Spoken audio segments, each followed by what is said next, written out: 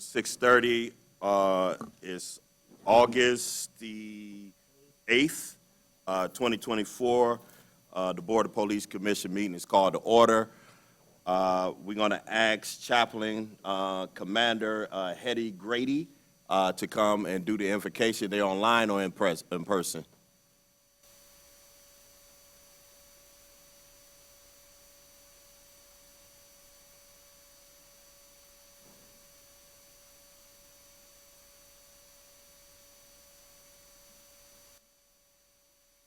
She's not here. Okay. All right. Reverend Woods? Reverend, can you do the invocation for us? Yeah.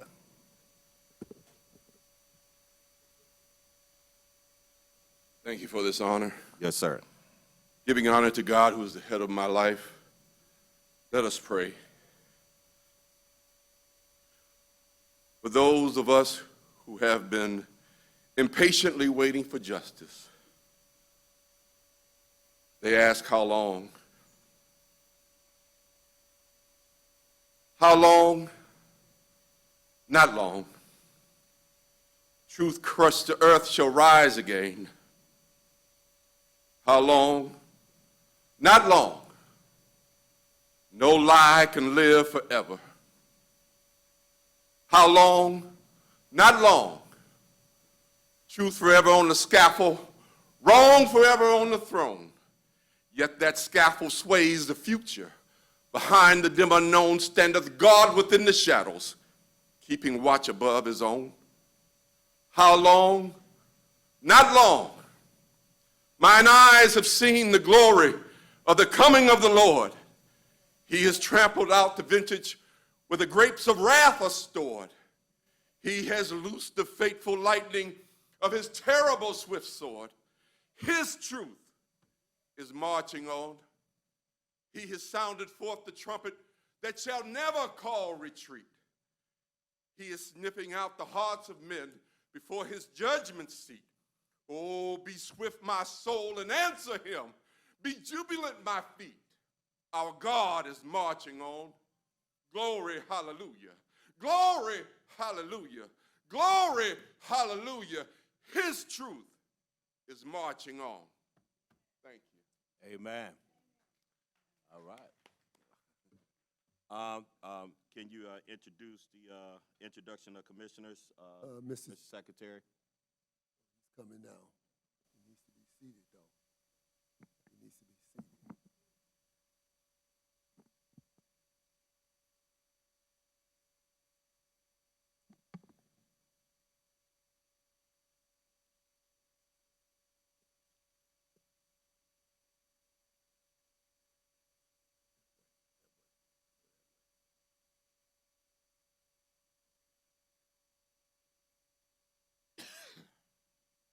Introduction, Mr. Chair.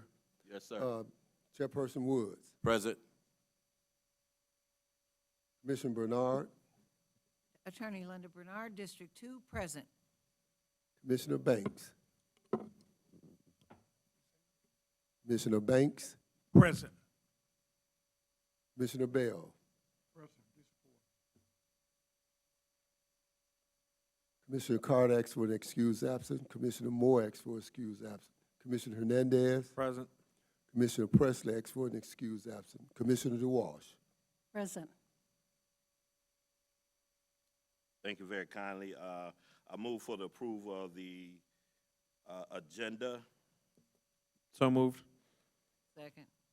Motion made by Commissioner Hernandez, second by Commissioner Bernard. All in favor say aye. Aye. Anyone opposed?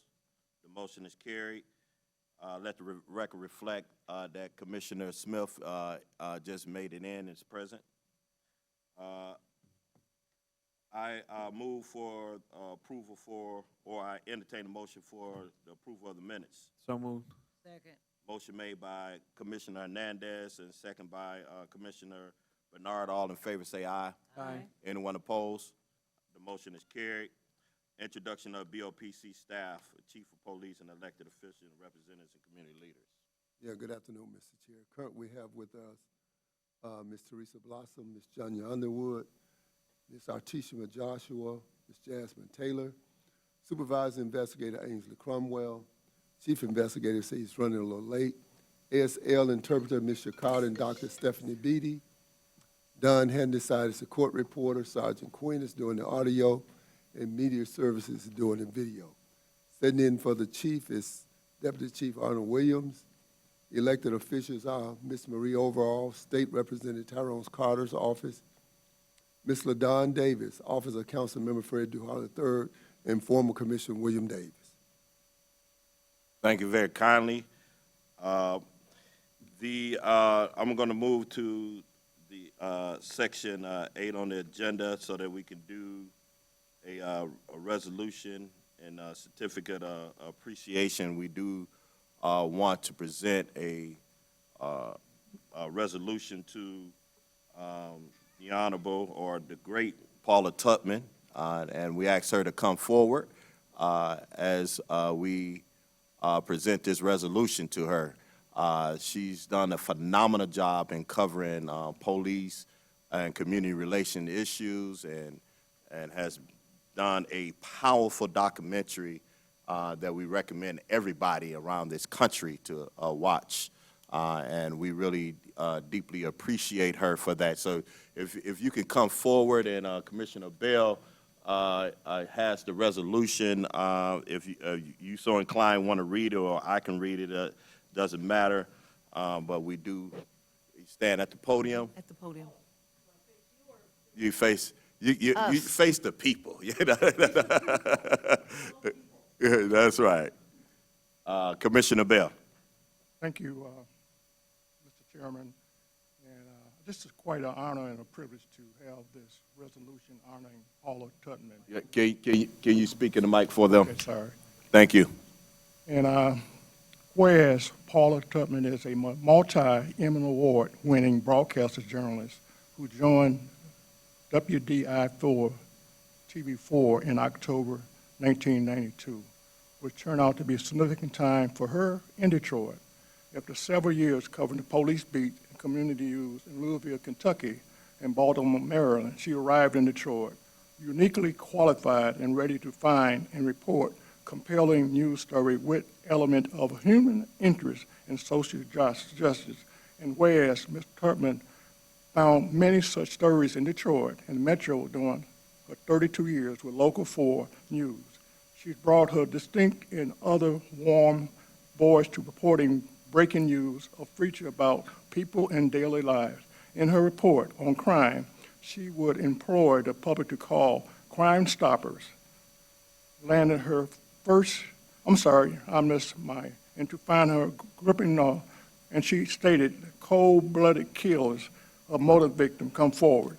In a medium scoop, she landed her first one-on-one interview with newly released Denton Stamford, who was wrongly convicted of 14 years old, killing 4 people in 2007, wrongly in prison for 9 years, despite a confession from a known hitman. I'm asking Commissioner Weiss to read the other. Whereas before wrapping up her tenure at WDIV, Ms. Tutman made a documentary that revisited one of her first big news assignments, the brutal beating death of Malice Green by Detroit plainclothes police officers on November 5, 1992, in front of witnesses. In Malice Green, Portrait of Injustice, she documents how the fatal encounter pushed the videotaped Rodney King beating out of the spotlight and made Detroit a symbol for police brutality. The documentary, which aired on May 30th, 2024, and is available to stream, also shows how the Malice Green case became known for police accountability, when for the first time in history, police officers were arrested, charged, convicted by a jury, and sent to prison for the death of an unarmed black man. And whereas Malice Green and his history-making case are featured in the training module on civilian oversight of law enforcement for cadets at the Detroit Police Academy, however, Ms. Tutman clearly documents how his case has faded from the public knowledge leaving many unaware of his murder or the political payback, which included state action to take away Recorder's Court, a city court where only Detroit residents served on juries, like that one that found officers Butson and Larry Nevers guilty. Her documentary captures how important it is to know and remember history. Her reporting spotlights the new unarmed victims of fatal police violence since 1992 and efforts for a database to ensure a public record. She concludes the documentary with interviews that express how much has changed, how much has not changed, and how much remains for us all to achieve. As stated, we see them die now, we see it and move on to the next one. Therefore be it resolved that the Detroit Board of Police Commissioners, speaking for the residents of Detroit and the Police Department, honor Paula Tutman for her masterful work of developing and researching and reporting Malice Green, Portrait of Injustice, a pinnacle in her distinguished career. The documentary is a must-see for Detroiters and all those concerned with the long, hard work of police accountability, community-led oversight of law enforcement justice. The board thanks Ms. Tubman for bringing this to our attention and sharing it with the nation, not just Detroit. Thank you.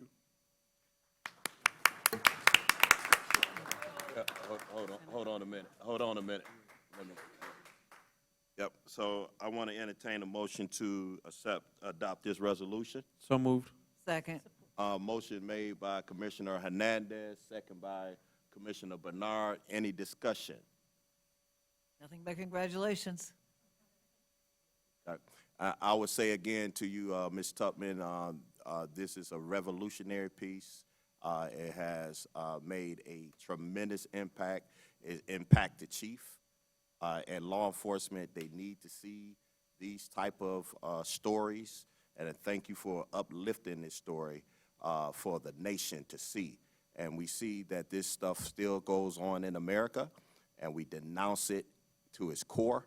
And as the Board of Police Commissioner, we applaud you for lifting that story up, and we're going to continue to advocate for people to get justice, like in the case of Malice Green. And I also give you regards and greetings from Prosecutor Worthy, who you featured in that piece, and being a champion and taking on that case. But you have been a voice in this space in many other occasions, so we thank you. So let us present the award to her. And I just want to say, Ms. Putnam, that I had the privilege and the honor to testify in that case. I received a so-called particle, not a rock, particle that he's supposed to have in his hand, and I testified briefly. A man lost his life because he didn't comply, whatever was going on. It was not about cocaine, but therefore, we just want to share that with you. Absolutely. And there being no more discussion, all in favor say aye. Aye. Anyone opposed? The motion is carried.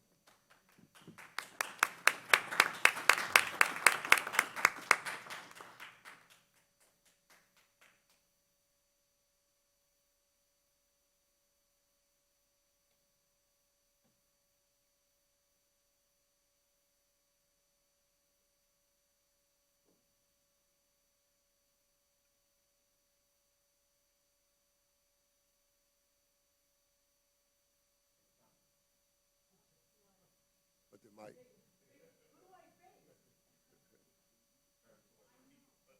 I'm used to being on the other side. I just want to say thank you for the honor.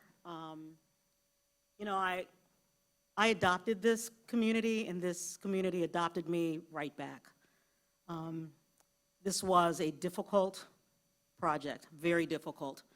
I worked on it for about 16 months, and that means that I was mired in data that was painful and difficult, and it made it hard to function, yet I had to continue to function. I know it impacted the chief and the prosecutor, but I'm also so grateful for having the opportunity to do this kind of work, particularly on my way out the door. So still getting accustomed to every day being Saturday, but for you to honor me for this kind of work is so meaningful to me. I appreciate being appreciated, so thank you so very much. Thank you so much. Thank you all. Thank you so very much. So do I just take my award and run? Whatever you please to do. Welcome to stay for the meeting. Thank you so much, everyone. Be All right. safe, everybody. God bless. Thank you. Yeah, I'll give her, let's give her a stand ovation, you guys. Give her some love.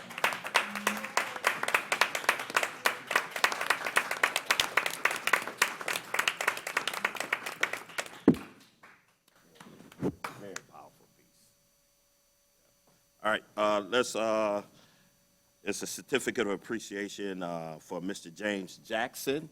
Mr. Jackson, is he present? He's not present.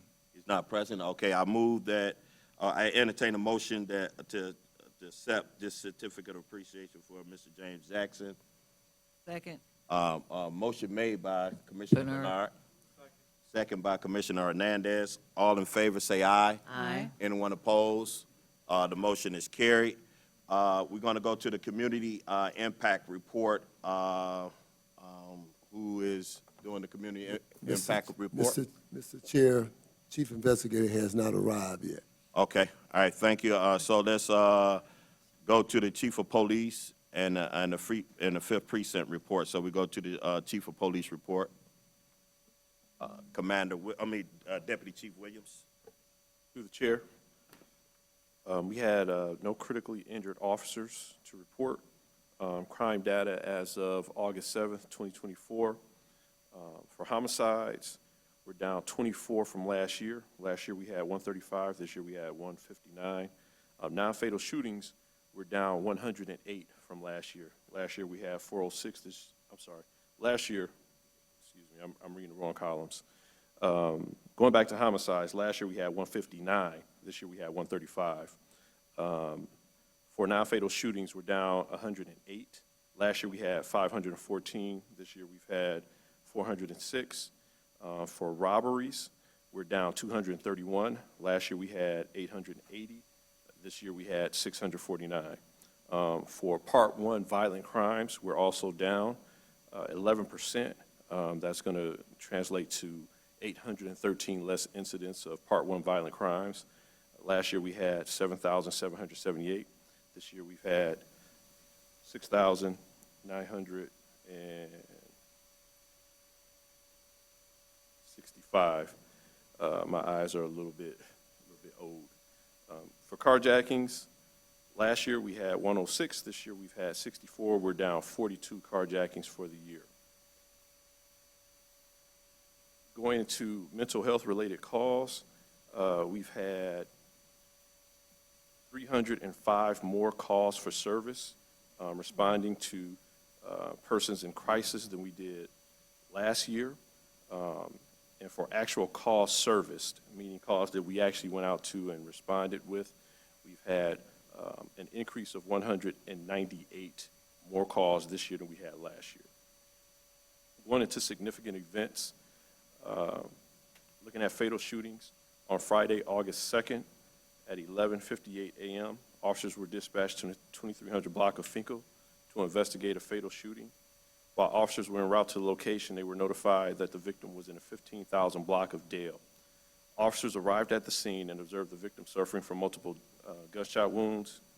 Medic 17 responded to the location and pronounced the victim deceased on scene. Officers from the 8th Precinct, they held the scene and waited for detectives from the homicide section. Homicide detectives responded to the scene and conducted a preliminary investigation. Witnesses reported hearing 3 gunshots. The incident is still under investigation. If anyone has any information on this incident, we ask that you call 1-800-SPEAK-UP. That's how you can notify Crime Stoppers. Or you can notify us online at DetroitRewards.tv. Again, DetroitRewards.tv. The second incident was a death investigation that occurred this past Sunday, August 4th, 2024, at 11:30 p.m. Officers were dispatched to the 14,000 block of Houston Whittier to investigate an observed dead person. Officers arrived on the scene and were informed by a witness that the victim was in his apartment, dead.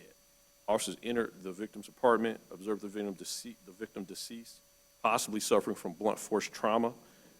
Officers from the 9th Precinct preserved the scene and awaited for detectives from the homicide section. Detectives discovered that witnesses had found the victim in his apartment deceased after not hearing from him for several days. They also said that his gold GMC Yukon was discovered missing during this time. This incident is also still under investigation. If anyone has any information, again, we ask that you contact Crime Stoppers at 1-800-SPEAK-UP or DetroitRewards.tv. Incident number 3 was another death investigation. This occurred on Monday, August 5th, 2024 at 5:36 a.m. Officers were dispatched to the 4700 block of Larkins to investigate and observe dead body. Officers arrived at the scene and could not locate the victim. Officers canvassed the area and discovered an open door in the 4600 block of Larkins. Officers entered the location and observed the victim sitting in a chair, suffering from signs of trauma to her face. Medic arrived on scene, pronounced the victim deceased, and units waited for the homicide detectives to respond to the scene.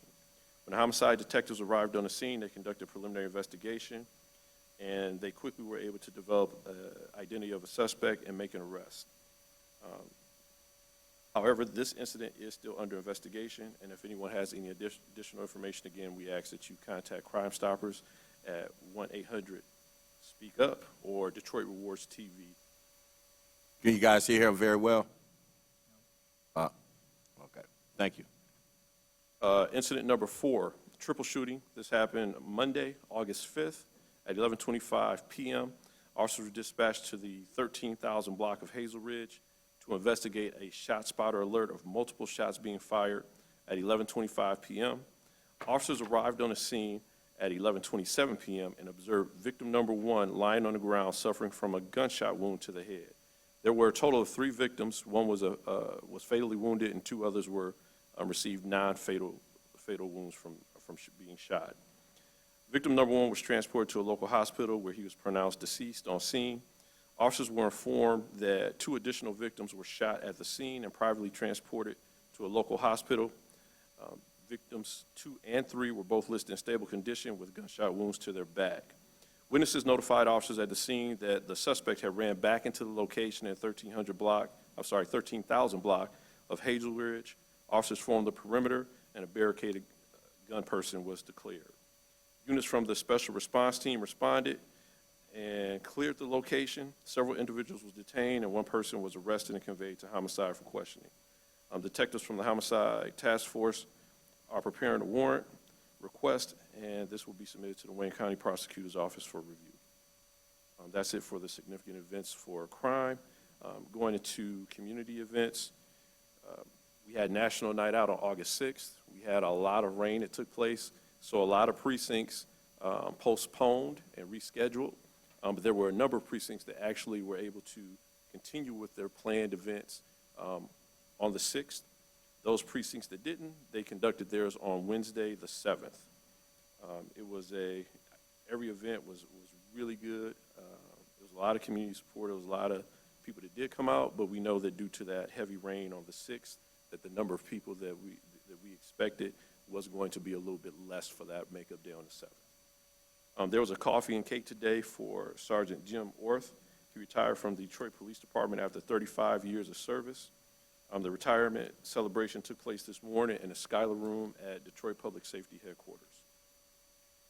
There was a graduation of Detroit Police Department prep on Friday this Friday there will be a graduation. On Friday at the Detroit Public Safety Academy, we will have a graduation ceremony for 41 youths who participated in the Detroit Police Department Prep Summer Program. This program taught participants about Detroit Police Department and the opportunities they could have with the department. Emergency Preparedness Fair. On Saturday, August 10th, DPD and Detroit Fire Department will participate in the Emergency Preparedness Fair, sponsored by the Detroit Local Emergency Planning Committee and the council member Gabrielle Santiago Romero.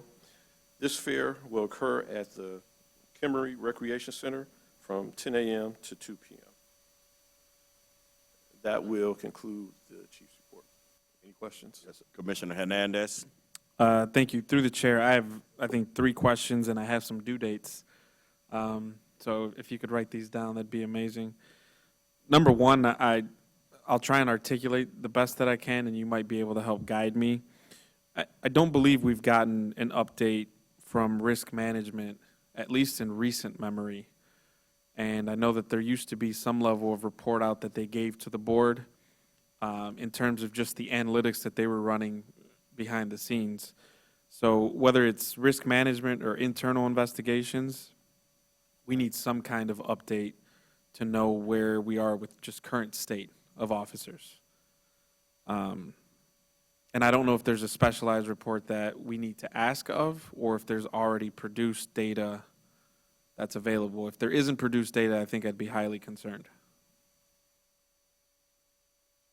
The second one is just around officer-involved shootings. I know there's I forget if it's either a 45 or 90-day turnaround to release any body cam footage. I know that there have been incidents in at least the past 6 months.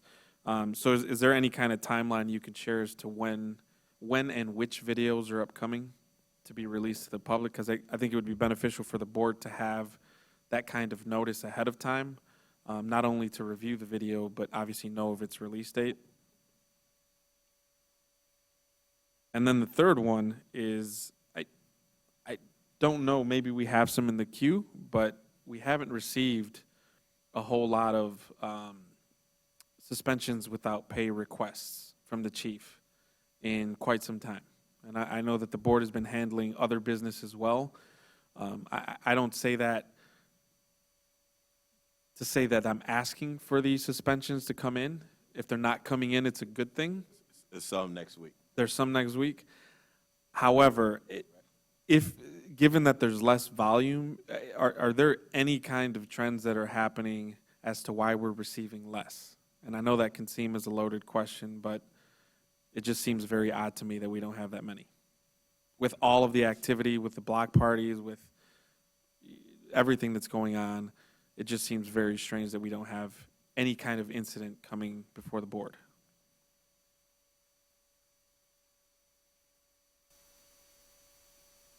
What, you going to respond to that? Through the chair. So 2 and 3 are very understandable and clear, and I can 100% relay that to make sure you get information. For the OIS, it escapes me right now whether it's 45 or 90, but it is one of those 2. Right. And I'll make sure you get that immediately. For the risk management or internal affairs, you said the current state of officers, I may have to get offline to find out what the scope is that you're looking for. That's fine. But that's going to be one, I'll have someone, we'll communicate to make sure we give you what you're asking for. Okay. Yep, perfect, thank you. Now, you said that there would be a due date with that, so is there a date that you want to buy that we can work with? I mean, wishful thinking would be next week, but at least for the last 2 items. The first one we can work out again, and I can provide more context as to what I'm looking for. Yep. Okay. Yeah. As relates to some outstanding requests, there was a memorandum or an email that went out to the chief and to the department to give us some answers on things that has been unresolved, and we need those things. We need those things immediately. You know, we need those things resolved. You know, in terms of saying where we at on those unresolved issues. You know, and so, Mr. Brown, if you could resend that email out, and we expect answers on these emails.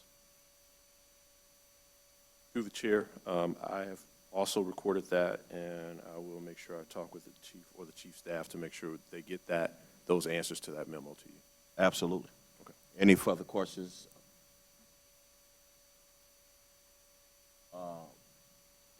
No further questions of the chief or to Deputy Chief Williams, the 5th Precinct report.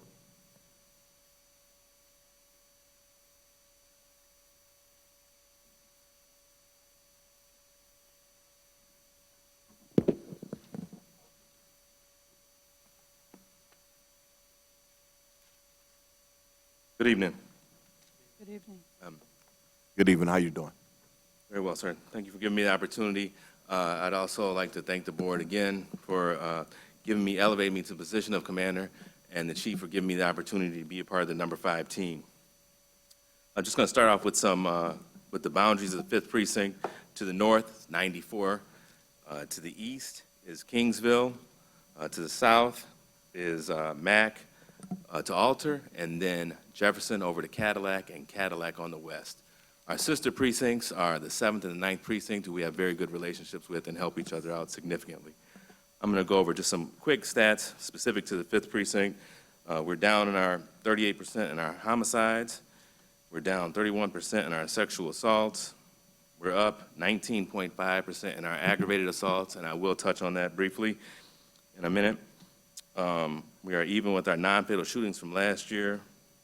We're down 40% in our robberies, which was our target crime and our strategy. We're even with our carjacking. We're down with our burglaries. We're also down our larcenies and our motor vehicle thefts, things that we're very proud of. I want to touch on our aggravated assaults. Although we have a spike in the aggravated assaults, there's 2 different reasons for that. One of the reasons is we had multiple incidents that happened that had multiple victims, unfortunately, which caused a spike. But another point to our aggravated assaults, and it's very, very disturbing, 50 to 48% of our aggravated assaults are actually domestic violence related. And to that end, it's disheartening, because it's harder to patrol domestic violence. We can't patrol people's bedrooms like we can the streets. So what are we doing about that? We will be bringing the aftercare program, which is an outreach program from the Detroit Police Department, which was actually started over in the 8th precinct some years ago. And we're going to see that we can get some more help to not only the victims, but also the perpetrators of domestic violence, to see if we can help stop the recidivism, and hopefully we can save some lives. What do we do in the community? Like the deputy chief mentioned, he did mention, I appreciate he didn't want to call anybody out, but the 5th precinct was one of the precincts that actually did have our national night out last night, and it was very successful. So very excited about that. And that was through a lot of hard work through our NPOs. Some of the other community work that we do is, that did this year, was Bike to School Day. We did some active shooter training at Jameson Temple. We always have Police Week, Walk a Mile with the chief. We actually had a police community summit with procedural justice and restorative practices. And that was, I've been to 2 of those, very helpful. I learned a lot every time I go. We also work with the schools. One of the schools we worked with specifically was Detroit Marriott Charter Academy. They had some incidents which we were very concerned about, and to help them, not only do we have officers there every morning, we also gave a safety presentation there to the children, so that they could feel comfortable with the police as well as know some of the do's and don'ts. Gun safety is one of our #1 priorities. We had a gun lock giveaway in conjunction with the Chairman Park Conservancy. We also had a crime prevention resource summit that was actually headed up by our radio patrol, which shows how involved the community is in the 5th precinct. Our NPOs also head up we have a crochet club every 4th Friday, which we are starting back up, as well as our community game night. Toward the end of the year, we'll be participating in Faith in Blue. We'll be having a coat giveaway, and we adopt families at the end of the year. Just to kind of give you just kind of a couple of last notes to think about, the officers of the 5th precinct answered year-to-date 28,917 runs. I'm sorry, one more time. I don't know if the mic. Year-to-date, the 5th precinct answered 28,917 runs. With the help of other precincts, the total run count for the 5th precinct was 33,436. So just at this time, I just want to thank all the men and women of the 5th precinct for the hard work that they do. Thank you. Any questions? You're right here, Mr. Chair. Yep. Commissioner Banks? Thank you. Thank you, Mr. Chair. Through the chair, congratulations on your promotion. Thanks, sir. I remember you used to be at my precinct number 11 with Sergeant Spruce and D. Rod. Congratulations once again. Now, can the community participate in that Restored to Practice, what you just talked about, Commander? Because that's a very, very powerful program. Shows you how to work out issues and all type of things. Can the community get involved in that? Or Yes, where can they sir, go? 100%. And the next one we have, I'll make sure I get the information to you, sir. Do you know what it's going to be? They're not set, but we usually have, I think, 1 or 2 a year at least. Okay, thank you. Yes, I'm sir. all set, Mr. Chair. That's a project with AC Ewing? Yes, sir. Absolutely, okay. Any more questions, comments? I just want to say with respect to restorative justice initiatives, they are very outstanding. They are actually the brainchild and the outgrowth of what our brothers and sisters do and have done and who are Native Americans. The whole concept of restorative justice is one that was a Native American concept. And to be a facilitator, mediator in those processes, you need to be trained. Let me just say this in response to what you said about that. I formerly headed Wayne County Neighborhood Legal Services and was the first, Legal Services was the first organization to get a grant from the Department of Justice for a restorative justice project. We would take people who had committed misdemeanors, high misdemeanors, low misdemeanors, and we would bring them in the room with the person they had committed the crime against. Like if I stole your car, for example. So now I'm been arrested, I'm a criminal, and you don't realize how impactful it is to a person who has committed a crime to hear from his victim, because usually in court, I'm a lawyer, you walk in, the plea deal is cut, you walk in, you sort of walk out, the person who's the victim may have a victim statement, but it's not as impactful as sitting in a room across from the person who stole your car and you lost your job, you couldn't pay your rent, you couldn't do this. For me to tell that person in my own words how what he did to me or she did to me impacted me. So it is, as I said, it is a Native American concept. It was one actually that was, you sit in a circle and everybody in the Native American community sits in one of those chairs and you have to explain yourself to everybody that's there, that's in the circle, like even beating your wife, these kind of things, everything. So I applaud you on this initiative. It's one that has a great heritage and one, quite frankly, as I said earlier, that you can get funding from the Victim of Crimes Act Fund in Washington, D.C., from the Department of Justice. Any more questions or comments? Mr. Chairman, Yes, sir. I just want to say, commend Commander Johnson and the captain in reference to outstanding job. I have attended that forum and justice since the inception of it. And the last one was really great. We have a whole lot of young folks that participate, if I recall, and something that you can carry on that activity. And National Light Out, rain did not frighten you, and you had a great turnout. And overall, my understanding got larger when I departed. And I want to say that you represent 5th Precinct well at the community meeting last night in terms of that type of intent. And Mr. Henderson's not having made that opportunity to come here yet. So I just want to say continue. And I can't say enough for the NPOs, as you well know. They out there, they engage in so many different areas for us day to day. Thank you, sir. Appreciate it. Thank you, sir. Yep. So, yeah, I had the pleasure to attend with AC Ewing and seeing that it's a good model. Also have referred, and the citizens should know that when you have conflicts, some conflicts with the officers, that you can bring in the assistant chief as well as other officials in the department to try to resolve a particular conflict with an officer and a community person. So that tool is available to the community, and can you speak to that? You know, because we're not just talking about a fly-by-night type thing, but this is something when citizens feel that they have been wronged by the police that don't necessarily, there wasn't nothing violent or anything of that nature, they do have a restorative program. And so speak to that, and DC, if you can help him out with that as well. Commander? Yes, sir. So the specific one that AC Ewing does, I think he does, try to do them about twice a year. He brings in members of the Or community. as needed? Yes.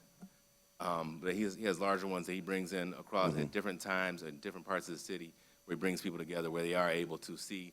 One of the benefits that I get from it, or that I notice as well, because it's not just for the citizens, it's for the police officers too. Right. So the police officers get to see the citizen side of scenarios, and then the citizens get to see the police officer side of scenarios. And I think our last one, even though it wasn't, I would have liked the attendance to be a little higher. I think that the people that were there got a lot out of it. We had some, like Commissioner Bell said, we had a young man there who needed to be there. And after he went through some of the scenarios and playing the police role, he said, well, no, I couldn't do that. And then he really understood. And then it's also as well for for the police officers when they see, well, people do feel uncomfortable when they get pulled over. People do feel a kind of way when you talk to them a kind of way. So it is very, very helpful. Okay. DC? Yeah, through the chair, Commander Johnson, he explained it actually very well. It gives both the police and the citizens a chance to view each other from each other's shoes, if so to speak. It's a very powerful thing. If you've never seen it, you really should take part of it. One of the issues we always seem to have is just participation. So the neighborhood police officers put it out, the precincts, they put it out in different ways. I think this could be another form that we can utilize to put out to make sure we can increase that participation from the citizens coming in. Yeah, absolutely. And it's not a police driven thing. It's a community-based thing. You have people from the community that's helped facilitating the program, trained professionals in that area. And, you know, sometimes officers was able to correct some of their behavior through this process, and the citizens was able to see it differently as well. So it's not a PR thing for the police department. So, you know, you have to see it to understand it. You know, I just want to emphasize that. Having said that, thank you very much, Commander, and again, congratulations to you, and thank you for being here for the community. Thank you, sir. Thank you, Mr. Absolutely.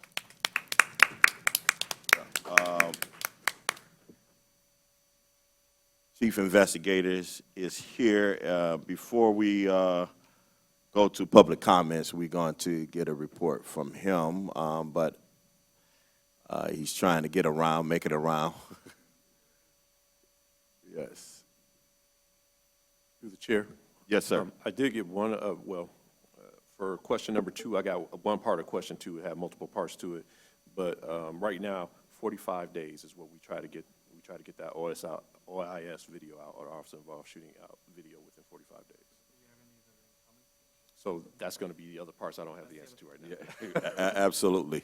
Absolutely. And if you guys can make that information public in terms of how many outstanding or how many videos are coming out, and I would like to see the public being warned before the video is released so that people can adjust themselves accordingly. You know, because sometimes that can be very, very traumatizing for families and when they experience this type of violence. And so if there's some type of warning that this video will be released on this particular day instead of just dumping it, because, you know, that could be traumatizing. Are you ready for us? All right, Chief Investigator. Thank you, Mr. Chair, and to the honorable body. And again, thank you for, you knew I was going to be tardy because Yes, of sir. the memorial service for someone very near and dear to me, but thank you for your patience. I And appreciate our it. condolences to you. Thank you, appreciate it. There are a couple of reports that you have in your folder. One relates to the investigative numbers from the month of July. And I think you have the PowerPoint there under tab number 4. Maybe 5. 5. Maybe 5, okay. Yep.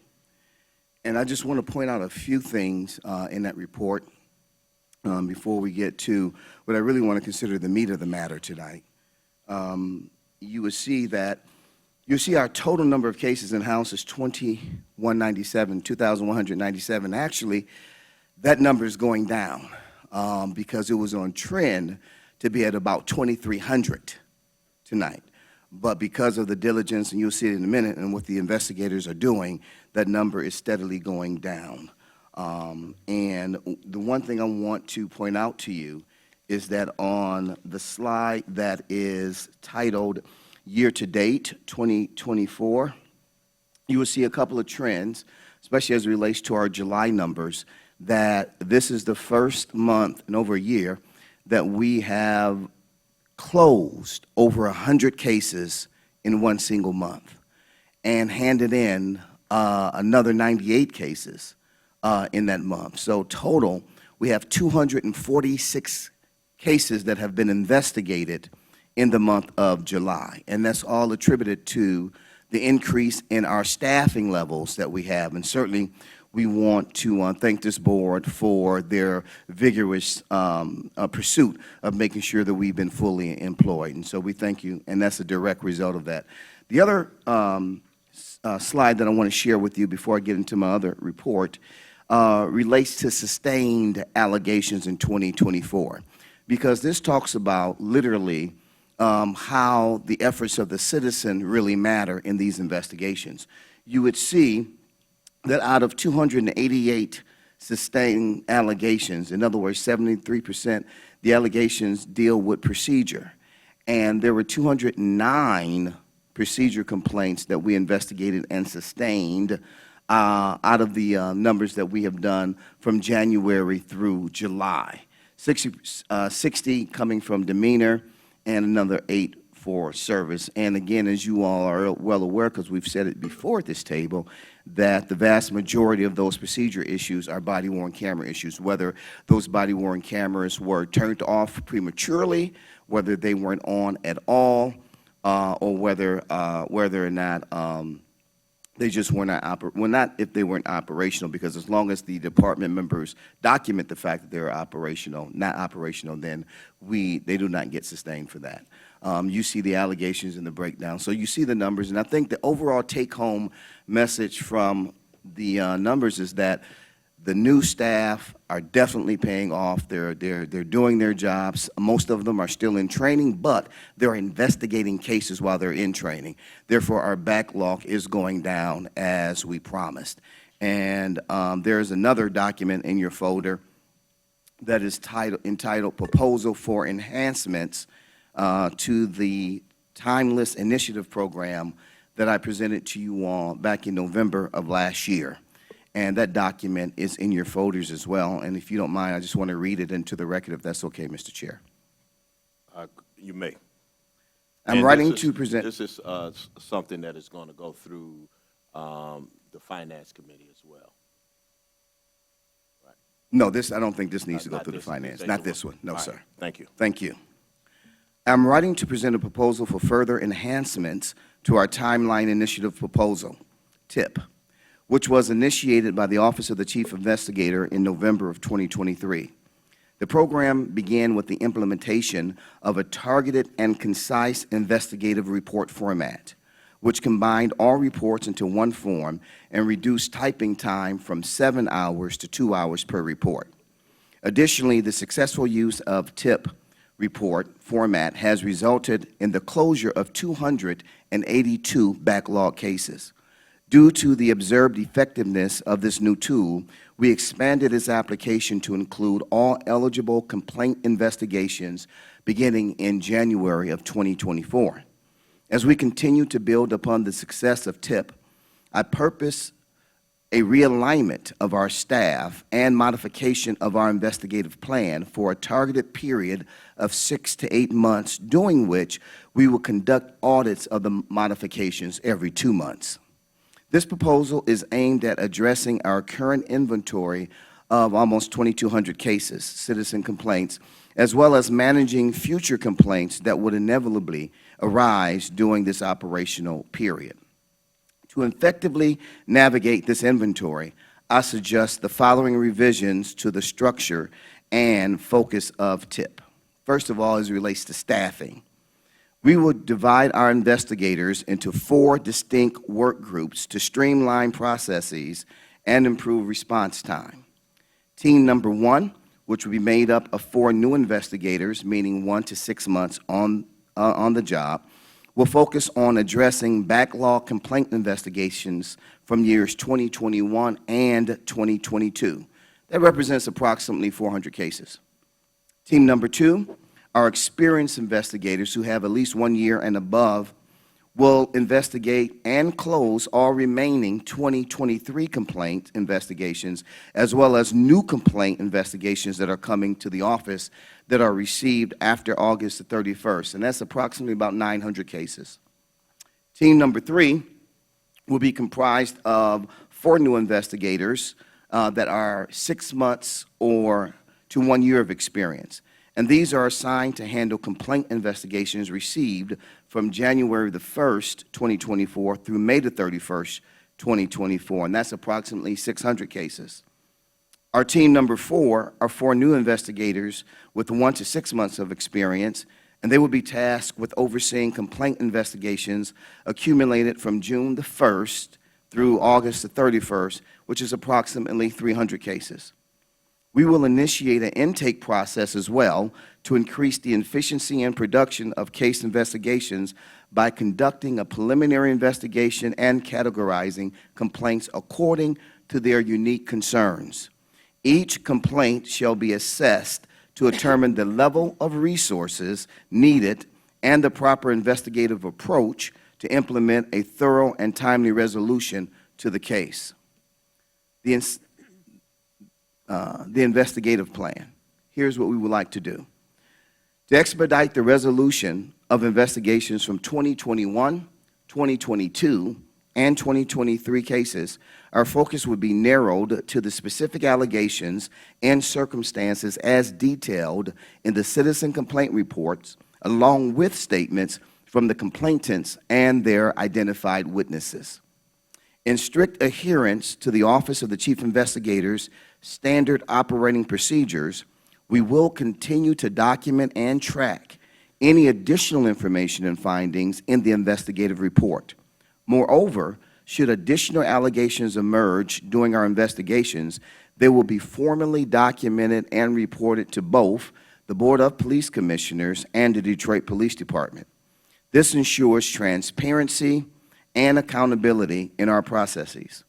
The Office of the Chief Investigator will also supply DPD leadership with concrete data concerning emerging trends, which will enable them to offer necessary training opportunities to their officers, ultimately improving service delivery.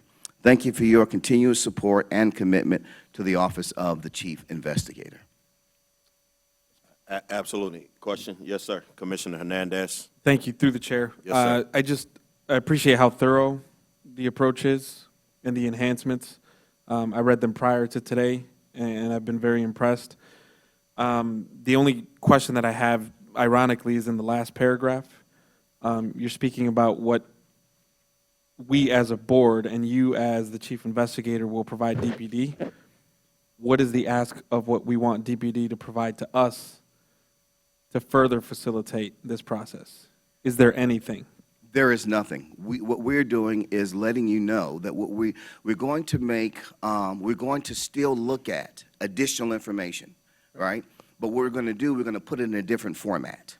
And so when you get your cases now, you'll see it in a different format. It'll be in a tally type form, and we'll be able to tally that information up, send it to you and to the department so that they can have appropriate training where needed. Right now, what we know ongoing is that there is training going on, doing roll call for certain issues. Some of those issues are issues that we are encountering during our investigations, such as body-worn cameras, such as vaping while on duty. And those have been raised to the level where the department has responded expeditiously to make sure that their officers are reminded of DPD policy. Okay. And then if you allow me just a secondary comment, I appreciate your commitment to being here. Obviously, we had previous notice that you would be potentially tardy, so I commend you for it. Thank you. Thank you. Commissioner Bernard. Hi. Commissioner Walsh. I want to thank you for a very thorough report. But my concern relates actually to the reasons for the complaints. As you pointed out, they really fall in three categories, principally. As a matter of fact, I think I just added it up. 242 of them fall in three categories: demeanor, procedure, and service. So the problem, I think, is that since the complaints are falling in these categories, and as the officers and as the commanders in the room and deputy chiefs know, every time there's a complaint against you, it goes in your record, like it would anywhere else, a school teacher, anyone else. And many times those allegations are then either sustained or not sustained, meaning they're substantiated or not substantiated. But it's in the officer's interest to not get the complaint in the first place. So therefore, what I'm suggesting is that because we had 242 of these allegations just in the month of July in those three categories, that it might be something that the chief might want to consider to do some retraining of all officers regarding those three things. The policies are different. I mean, I chair the policy committee. The chair of the board is also a member of that committee. And many of the policies are very, very clear. For example, with patrol, before you ask a person for their license and registration, you have to tell them why you stopped them. I pulled you ran that light over there, you turned right and didn't signal, whatever it is you did. That's not being done. That's a violation, for example, of procedure and service. So that would be two complaints that could be lodged against the officer. So I really think that these issues, at least has been my experience in business and so forth, sometimes people need some retraining on the real super basics. I mean, you always get to train on guns and all that kind of stuff. And obviously body-worn cameras, that's the easy one. But the other issues, when you stop a person, that you're supposed to tell them why you stopped them before you ask them for their license and registration. That's what the manual says. We just approved a policy a week ago to go back. I mean, it's already your policy, and I didn't have any changes in the policy, neither did the chairman. So I really think to cure this problem, I think that retraining is appropriate and necessary. It's what I would want. If I was a lawyer and I was constantly making, quote, dumb mistakes, as a lawyer, I'd like the retraining. Sometimes we need a refresher. So do you have a question? That was just your comment to the chief investigator? Not just to the chief investigator, to the deputy chief. Absolutely. I mean, because this makes no sense. This costs time, money, aggravation, and more importantly, it affects your record. I don't want black marks in my record. I don't know how you all feel, but I don't want any. So sometimes I may need a refresher on what it is I'm supposed to do. You know, like Linda, you're supposed to do this. The summons is supposed to be on top of the complaint, whatever it is that I did wrong. But, I mean, I just think the training needs to be refreshed. Thank you, Mr. Chairman. Yep. Commissioner DeWash.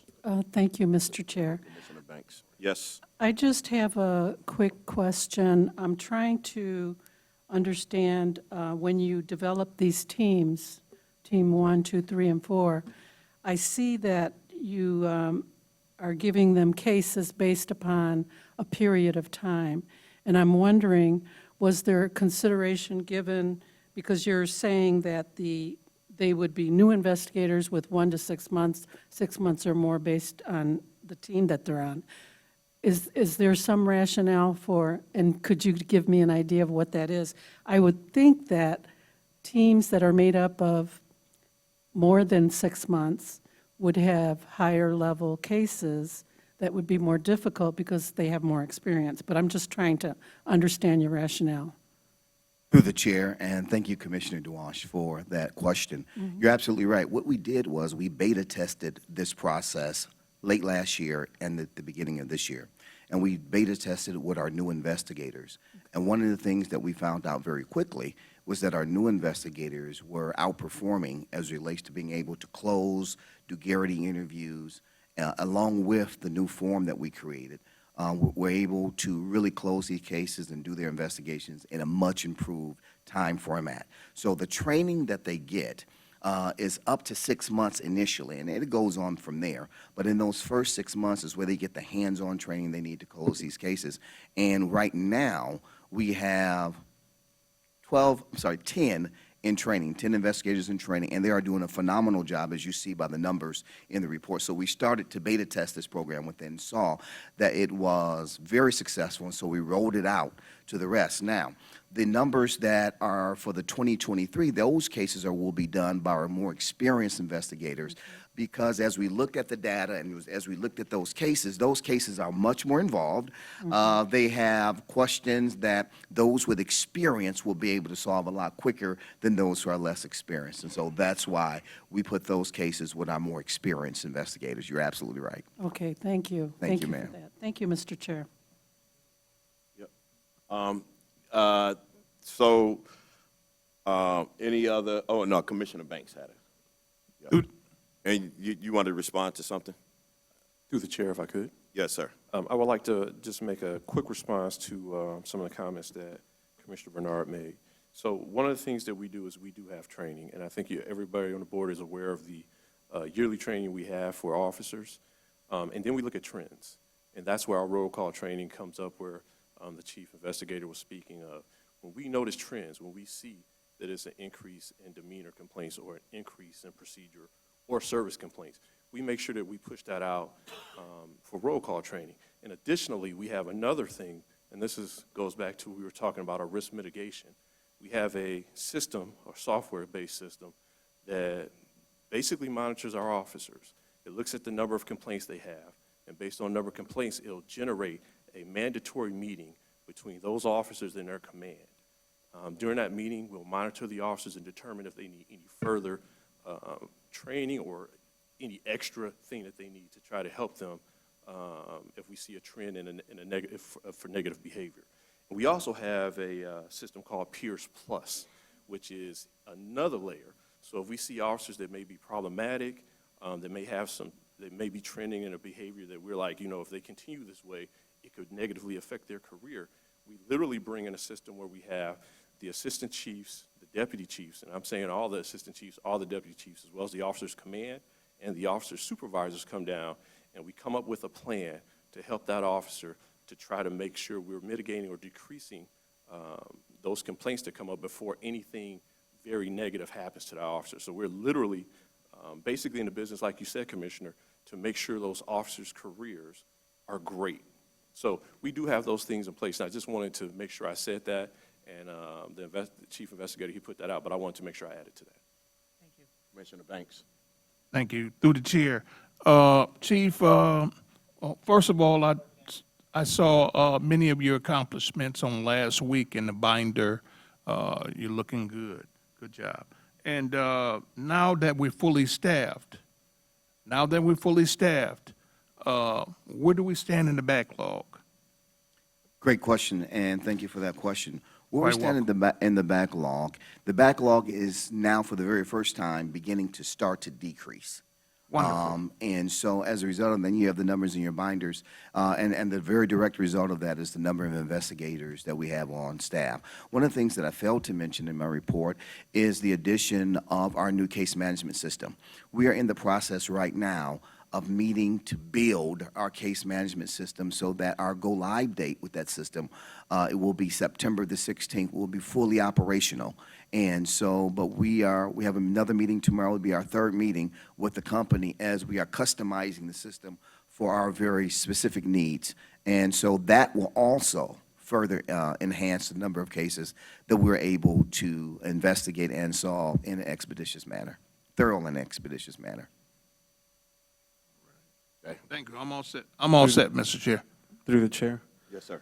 I'll make a motion to adopt the chief investigator's proposal for enhancements to the Timeliness Initiative Program, otherwise known as TIP. Second. Motion made to adopt the proposal enhancements to the Timeliness Initiative Program, and it's a motion made by Commissioner Hernandez and second by Commissioner Bernard. All in favor say aye. Aye. Aye. Anyone opposed? The motion is carried. Thank you very much. Mr. Chair, I'm sorry. Yes, sir. if I can be recognized. I do want to apprise the board that today, we did receive the resignation of one of our investigators who has been with us for 2 years, and that is Investigator Henry Ellis resigned today from the position. And so we have another vacancy on the board, with our investigators. We refer that to the Personnel and Training Committee, and we want to fill that position ASAP.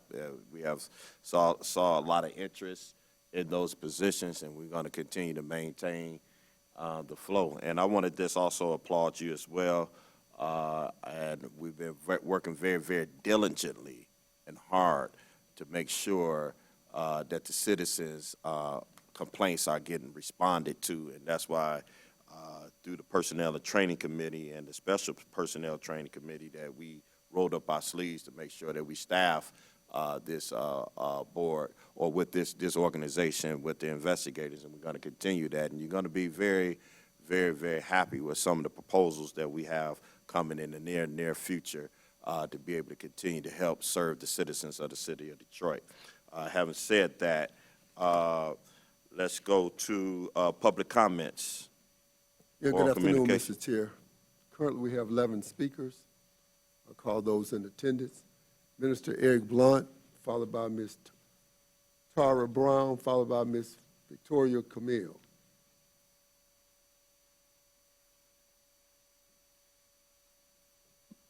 Good afternoon again, or good evening, board. Do I get an extra 2 minutes for my prayer? Yes, sir. I need to ask. Yes, sir. But I do want to thank you, Chairperson Woods, for putting forth a resolution that had nothing to do with a police officer's performance.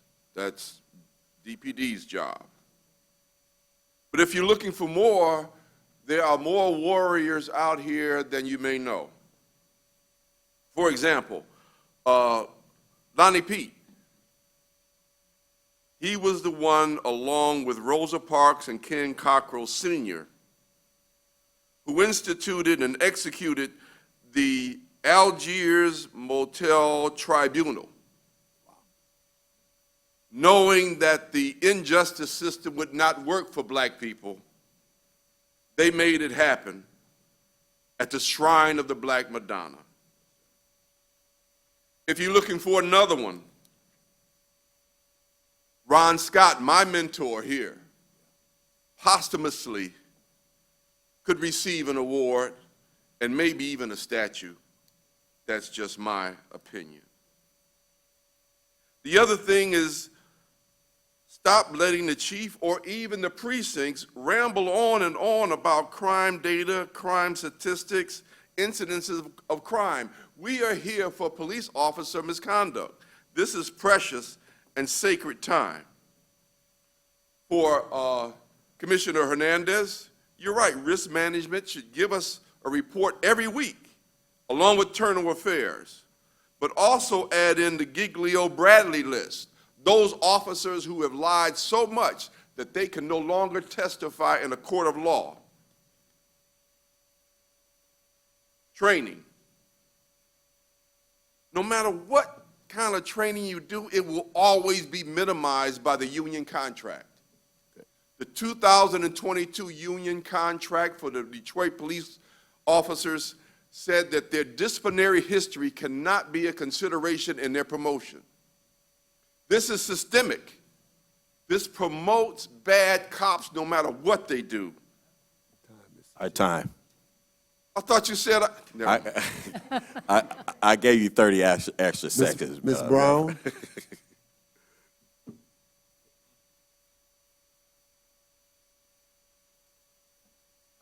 Good evening, Commission. My name is Tara Brown, and I'm with Detroit evening. Eviction Defense. I came and spoke to you all a couple weeks ago about Sherman Butler, who was murdered on July 12th by a bailiff from the 36th District Court. This afternoon, I got a chance to speak to his mother. She still has no answers. She knows about as much about this case as the public does. Right now, the public wants an unedited police body cam video of all officers present at the time of Sherman Butler's murder, the official police report from Sherman Butler's murder, notes from the notepads of all the officers present, the name and the badge number of all DPD officers present, particularly the one that tased Mr. Butler. Mr. Butler was a person. He's been referred to as the man, the tenant, at one of the meetings, the suspect, the victim. Nobody says his name. Nobody knows what he looks like. This is Sherman Butler. This is him. He was a person. He had a family. He had kids. He has a mother who can't even grieve over him because she can't get him in the ground because his body, I believe, was just released to her. He was killed on July 12th.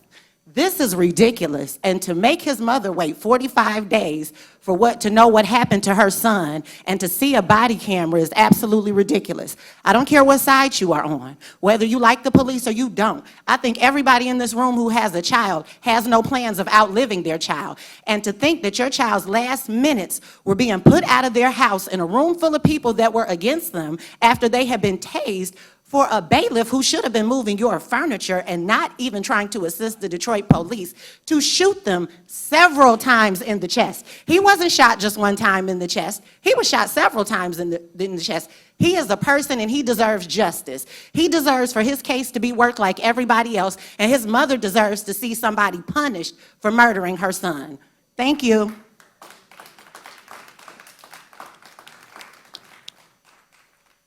Through the chair, if I could. Yes, Deputy Chief. So one thing we'll do, I'll check with homicide to make sure that if the mother hasn't received any information on the case, why she has not, and if she is required to have it, I'll make sure that that does happen, because she should receive that information.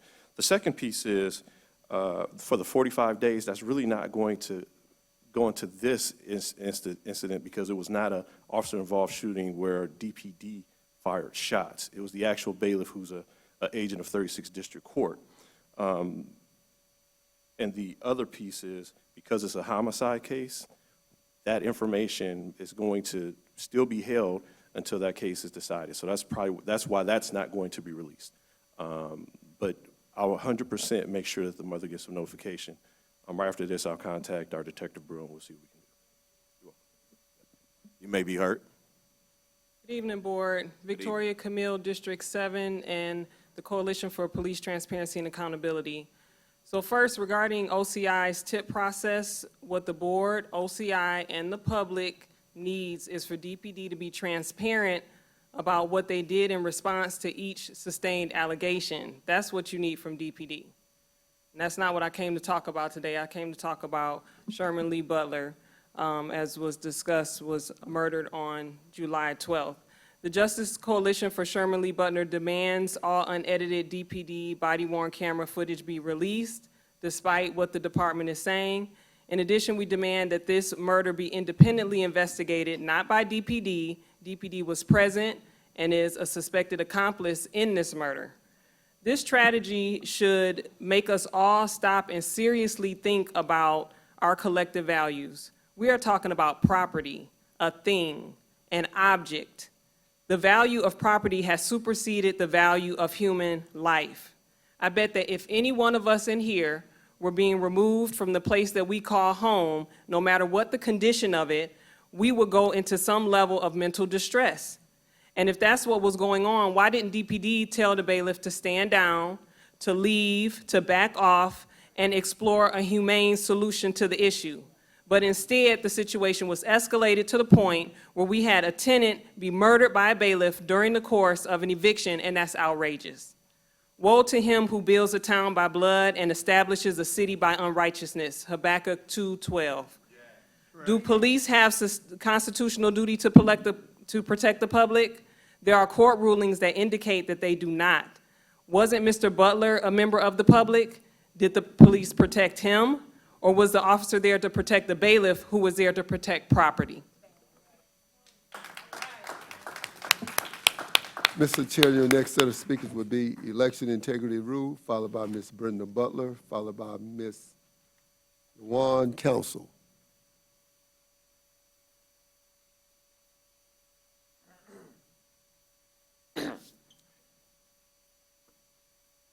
Okay, I come before you today with two matters.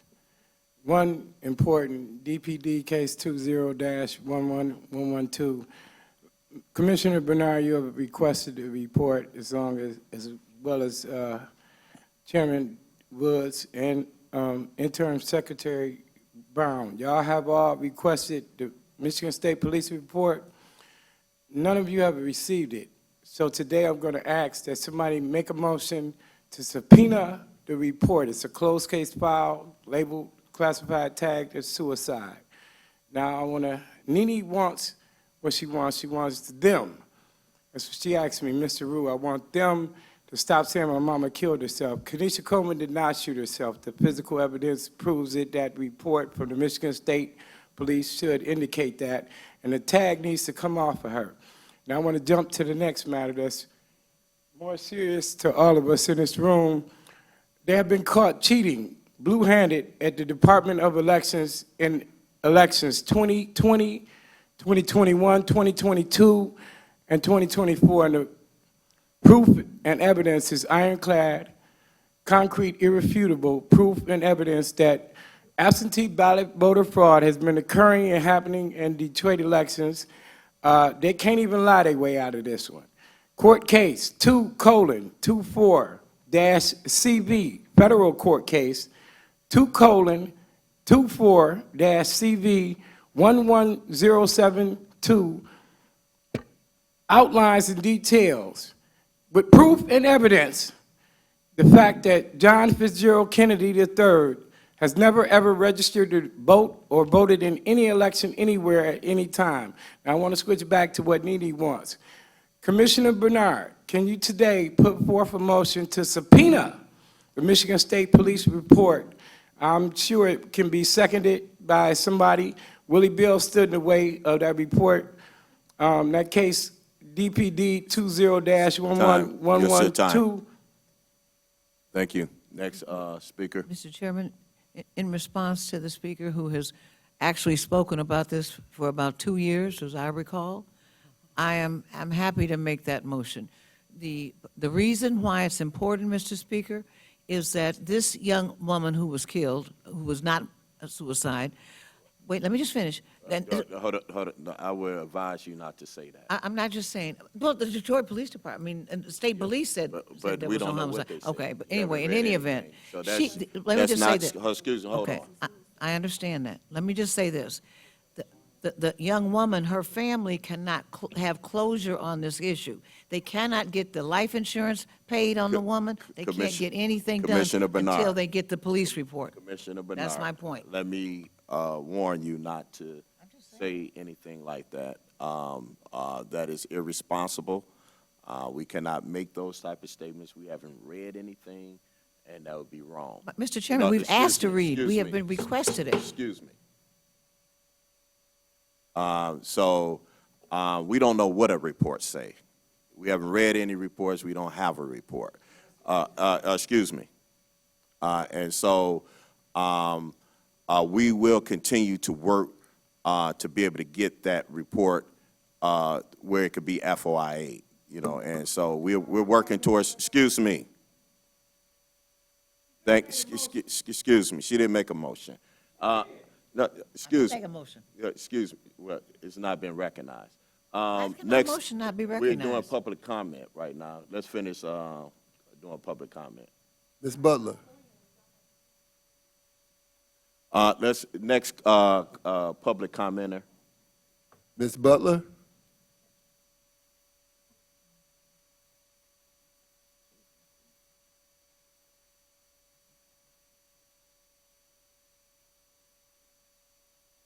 Good evening to the board. Good evening.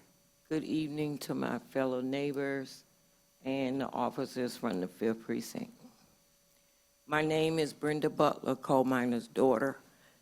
I am a resident here in District 4. I live in the Chandler Park neighborhood.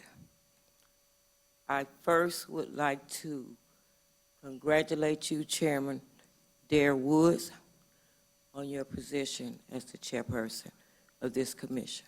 Thank you. For 2 years, we in this community has put a request in to this commission for a presentation from our DPD on no-knock warrant to our community. We have not received it. We need to know why. Everybody that's sitting here on this board that was elected in the last election, they have heard this request. All the people who've been rotated should know about this request. Willie Bell is our commissioner. He was the first one who replied to us and said that he would have this done, and it has not been done. It is very important that our community know the guidelines of a no-knock warrant. The police department goes into the community and to the schools, teaching our kids about the law. But who gets killed doing no-knock warrants? Our children. So we need this request to be answered like yesterday. Yes, ma'am. Thank you so very much. Yeah. Mr. Stand right Chairman? Have a there. great All right, evening. hold on 1 minute. Commissioner Hernandez, Deputy Chief. Yeah, through the chair, the Detroit Police Department and Chief White, we don't do no-knock warrants. We don't. But it is the law here in Michigan, and it has been established that is the law. And you guys may not have been doing some no-knock warrants, but it is the law in Michigan. So if it's the law in Michigan, then that means that you guys have a guideline on what you would do in that case. No, And we have had no-knock warrants in our city. So It's a policy. when we execute a warrant, we knock and we announce.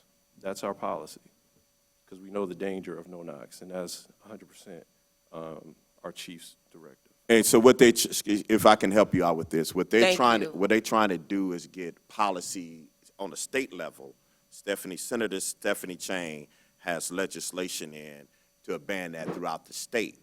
But the city of Detroit has a policy that's against no-knock warrant, and there are several other municipalities who put together policies to ban no-knock warrants. So Detroit has banned that through its policies. It's online. It's online. online. All of our policy, every single policy that the police department is required to follow is online. They're all on our website. You can pull it up, anything, use of force, anything you're interested in, search warrants, everything. We're totally transparent about the police department's policies. Thank you so much for that. Thank you. Commissioner Bernard, but you were the main one that said that you would get back to me about the community's request. Yeah. And you have not. So if you knew that answer, Yeah. you could have gotten back with me because And- you and- all have my and email address and you have my phone number. Let me apologize if that's the case. let me ask you, Deputy Chief, can you have the commander work with her and to be able to show the policy, DPD policy at the Fifth Precinct, anybody who want to be able to view this and have a discussion in terms of the position that we have taken as the City of Detroit Police Department to ban no-knock warrants? Thank you, Chairman Woods. And I would suggest it be done in all precincts. Well, absolutely. All precinct community council meetings, this should be discussed. Through the chair. Mr. Chairman, Yes, let me Yes, sir. hear him Yes, first. sir. And then you. Yeah, through the chair, 100%, we'll make sure that the Fifth Precincts, they'll get with you, their leadership, and they'll make sure that they explain to you anything that you need to know on what our policy is as far as executing warrants. Thank you And so then, any question at any community meeting can be raised. Just so I can say it, every precinct holds a community meeting once a month. I go Yes. to them, sir. I And understand. if you ask the question to Yes, that I command, did. you should get an answer. And if I you- haven't gotten one. That's why I'm standing here today. Okay. Okay. We're going to All make right. sure that you get one All right, today. Commissioner Bell? I just want to say, Ms. Butler been raising that issue 2 or 3 years, and it's not an issue with the Fifth Precinct Police Community Meeting. But I will work with Commander Johnson to put that on the agenda for, once again, to respond to collectively, and I guess we're going to have some form of documentation that you hear loud and clear. There's no policy, No policy. I'm not ducking the issue, the concern, but you. But you didn't answer, I Commissioner just wanna Bell. not argue. Okay, I wanna excuse me, say excuse this me. That's issue- all I'm saying. You didn't answer, so. Excuse me, the commissioner is speaking. I think, okay. I just want to say that it's been an issue with you for 2 or 3 years. I have responded over and over again. No, you But have not. Excuse me. I will work with Commander and put it on the agenda for the next 5th Precinct Community meeting. We'll make specific topic. We're dealing with that. It's simple as that. There's no policy. Yeah, it is a policy that bans it. It bans it. And so we'll make sure you get that policy. Thank you very much. Thank you so I much, will- Chairman Woods. we will But I personally- wouldn't be standing here if I had already had an answer. You will get that policy. Thank you so much. Yes, ma'am. You guys have a great Next Ms. speaker. Ms. Council, followed by Information. Denante Smith. Good evening. I am LaJuan Council. I am the founder of Feed Your Neighborhood. Microphone. Good evening. Thank you. I am LaJuan Council. I am the founder of Feed Your Neighborhood. Our organization owns a community hub at 5118 Alta Road.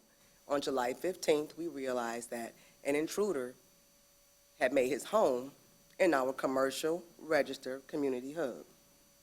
The police came, Officers Bishop, Taylor, Goings, Mitchell, and Ford, and they helped us to remove the intruder. We changed the locks. I called the police August 2nd, 5th, 6th, and 7th, and today the 8th, and now I'm here because this intruder is still in our home. We do not have a police report. The gentleman who came to the house that day didn't make a report. We have been to the 5th Precinct yesterday. They told us to go back to the property. We waited 27 minutes for nobody to show up. This gentleman has stolen thousands of dollars worth of donations that we donate to the community. We have a food giveaway right behind the 5th Precinct on Mack and Connors, the 1st and 3rd Monday. We served many police officers. At that time, we are anchored in our community. I want to know, what are we not doing correct? And since Mr. Woods, it seems that you have lots of answers. What are we not doing correct? As we report this issue, I'm a partner with the 5th Precinct. I'm a partner with Ceasefire. We use our properties to house gun violence victims, to keep them safe. What am I not doing to get some basic respect? Mr. Bell has given me a community service award in 2019 for our community advocacy. What I'm doing wrong? It's a question. Deputy Chief. Through the chair, everything you're saying is very troubling to me. Oh, to you? No, Go ahead. And just so you know, ma'am, I am not trying to make light of this at all. couldn't. I see your anger and I see your frustration. It's pain. And I want I you to am know. hurt. I want you to know that right now, we have both the captain and the commander from the 5th Precinct here. I don't know if you had a chance to talk to them yet, but you'll be talking to them before you leave. Definitely. And we're going to try and bring a resolution to this today, Today. before we get out of here. So right after you get from the podium, they'll get your information, and they're going to give it to me, and I'm going to do a follow-up tomorrow morning and make sure that you're squared away. Thank you. Thank you. Next speaker. Mr. Smith, followed by Ms. Angela Kane.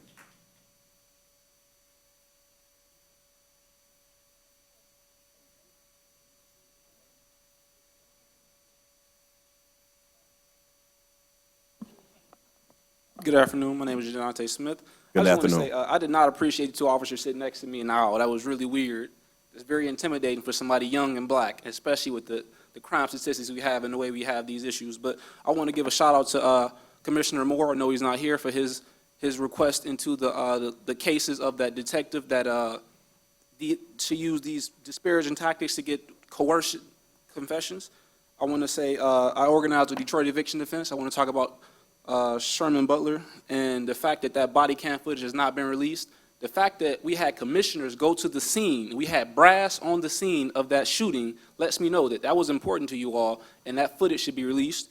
I want to talk about the fact that I asked at the mayor's charter mandated meeting how many tow trucks the city of Detroit had for their fleet, and I got an answer of 12 to 15. There was a Captain Adams who was on the tow rate commission. He said there are 17 tow trucks in the fleet, which is very disparaging. How does nobody in the brass know how many tow trucks they have? And I can tell you from one Captain Adams, who was lower than the deputy chiefs, who were almost all in attendance at that meeting. I also want to say I have never seen a motion been shot down on this commission. I am very sad to see that. Commissioner Woods, I'm very, very sad to see you shoot down a motion and not let it be second, not let it be discussed or anything. I mean, you can shut down discussion that may be improper, but to shut down a motion is not upholding your duty in your role. I also want to say, also, officers deter people from filing complaints inside of precincts. They try to make it as though it's not a good idea to file a complaint. That's a problem. Also, I have still not talked to Internal Affairs for Lieutenant Cole in that suspension. I would like to see him fired. He's not going to be he's not the first, he's not going to be the last. And Deputy Chief, I don't know if you can get me in contact, but Deputy Chief Hayes told me I was supposed to get a call from Internal Affairs. I have not received that call. I would like to talk to somebody about that. I would like to talk to somebody from Internal Affairs before the end of the week, by tomorrow, because this is very important. That man told me ridiculous things. He told me I was organizing with suburbanites, I was protesting NAACP, and I've been organizing in the city for 10 years, and that man knows nothing about me, and he's a suburbanite. Thank you. Next speaker. Ms. Kane, followed by Ms. Selena Willis.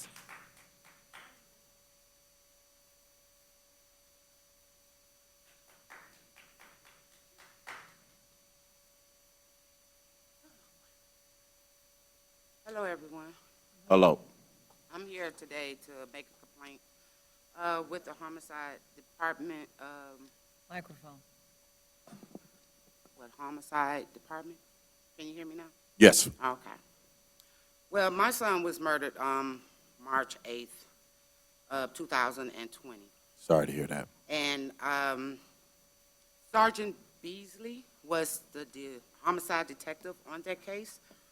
And I haven't heard from him since 2021, and it's 2024. And I'm calling because I have the video of my son being shot. And he said he has the video of my son being shot, but it was supposed to be in 2 different times. I have been to Crime Stopper, I've been on television, all that. My family deserves closure. And we have not heard from him since 2001. I have called down there, talked to whoever's in charge was down there. They were supposed to get with him. Crime Stopper has reached out to him, and they talked to him. He was supposed to get with me. I still haven't. This is 2024. And my son will be gone now for 4 years at the end of this year. So what else can I do to get help and to help to get closure? Let me say this. Justice. Let me say this, and you hold there. You know, it's absolutely unacceptable if you have not heard from your detective in that amount of time. It is absolutely unacceptable. So And what are y'all gonna do? that I am definitely absolutely perturbed. If that has happened, that angers me. You deserve better than that. Deputy Chief. So I have an officer in the back. He's going to take your name. He'll get your phone number as well. I'll reach out to homicide, and I'll make sure someone gives you a call and gives you an update. Okay, because I don't want y'all just to tell me this. And No, do it, it's because absolutely this is- unacceptable. It is unacceptable. I am so sorry if that has happened. If you haven't heard from your detective, I am so sorry. And that is unacceptable. You deserve better than that as a mother who lost her child. You know, and I'm so sorry if that has happened. And we expect you to get an answer immediately. I hope, appreciate that you do, because we deserve closure. That's my baby. Commissioner? Yes, ma'am, what is your son's name? Jonas Williams. Jones Williams? Jonas Williams? Yes. And the time of death, please, the date of death? The date of death is December 8th, 2020. And Jonas Williams? Yes. Thank you. And then, like, I wanted to say this too, Yes, right ma'am. quick. Yes, ma'am. Now, I have a video of my son being shot. Sergeant Beasley says he has a tape. And I asked him if I can come down there to see the tape, and I would bring mine, which I have given him mine through the email, and I have not received anything. But what he had them put on Crime Stopper here is false information. Videos don't lie. They don't. But this did. So, Commissioner? I'm sorry, I just want to ask, because I work with you all, with the families a lot and dealing with Crime Stoppers. Did you do a personal interview with Crime Stoppers? Yes, where I you can did. give your own paragraph and your own information? and that 3 times. And that information that you gave them was not placed on the flyer? Nope. And at the time, who did you deal with at Crime Stoppers? Anthony Jackson, I think his Jones. Jones, okay, Jones. he's no He's longer gone. there. Anthony Okay, and now I believe it's, No, he's not there now. George Williams, I think, but first name George, who's over there. Okay, thank And you. I've been I'm- on TV too. Yep. Well, I remember you. I just didn't, I deal with so many people, so I didn't know your loved one's name. My deepest condolences to you, and I'm, myself personally, I'm gonna check into it as well. I just need some help. Thank you. Just so I can get this some closure. The officer right back there, he'll get your information. I'll make sure that somebody from homicide reaches out to you. Okay, thank you. Ms. Willis, followed by Ms. Stacy Reese.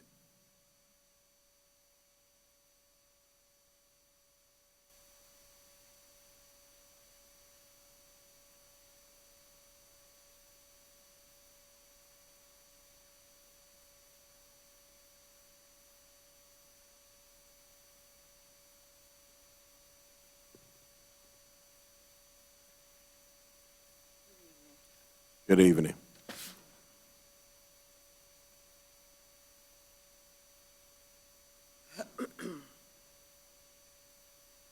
My name is Selena Willis. My son, Kanari Willis, was murdered on Troster, New Year's Day, 8:35 a.m. So sorry to hear that. Paul Brown was on his case, and very good detective, I would say. He was really compassionate about my son. And after, I'll say, maybe the first 6 months or year or whatever, he was promoted several times and moved on. We did a meeting, my husband, this is his twin sister, Kanaja Willis.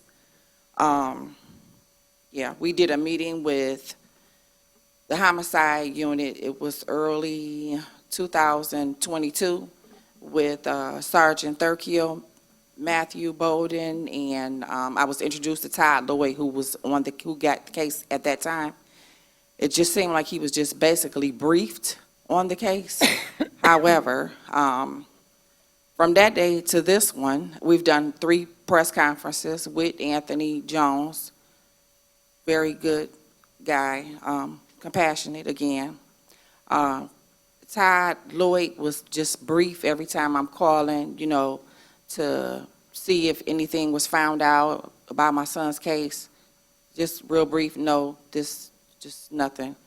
So I've had several conversations with him. Last year at WC3, my husband and I went to a conference that had the chief of police there. I was on my lunch break. However, everyone else was able to speak. We had 2 minutes, and the lady before me, they went for her story, and I didn't get to get heard.